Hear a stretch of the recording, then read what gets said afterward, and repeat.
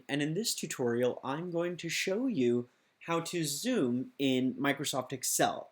So the first thing that I'm going to do is I'm going to launch the Microsoft Excel application. Alright, so the Microsoft Excel application is now open. So if you look on the bottom, or excuse me, on the top left corner, I wrote the word Marvel. Now if I wanted to zoom in on that word, what I will need to do is I'll need to go to the bottom right of Microsoft Excel and you'll see this slider.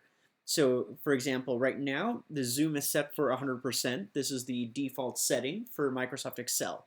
So suppose if I wanted to zoom towards the right, all I have, or zoom in onto the word Marvel, I just have to move the slider to the right. So watch this. There you go.